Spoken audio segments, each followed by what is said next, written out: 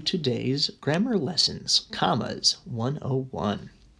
Now, a comma is a punctuation mark that's used in a sentence. A comma is important because it breaks up a sentence. It can add a little pause that's sometimes necessary, but most importantly, it breaks up the words in a sentence in a few important ways. Today we're going to look at one of those ways that we use a comma. Now, a comma is this little dot with a tail here, and we're going to go ahead and use that in a few sentences.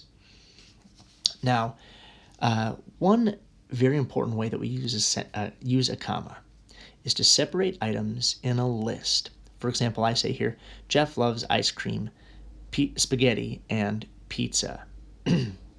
Now, in my example, I do not have any commas.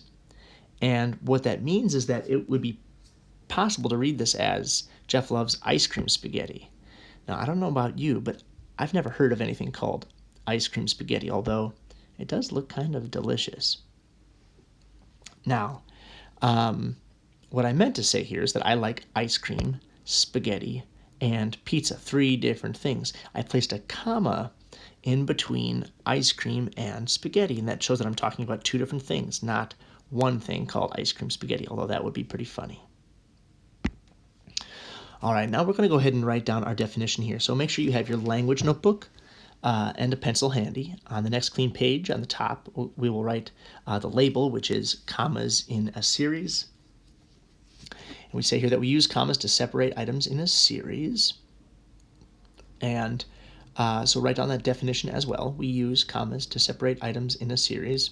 And then we'll draw our example here too, and maybe highlight or underline or circle where we've placed our commas here. I'm going to give out Reese's, Hershey's, and Sour Patch Kids for Halloween, if I don't eat them all first.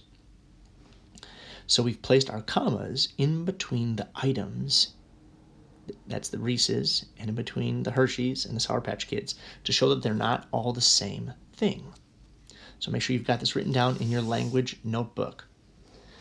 All right, so next up we're going to do some practice together in your language notebook, and I'm going to do this in the next video. So I'll go ahead and select the next video in Schoology, and you can go ahead and watch this practice, and we'll do this together.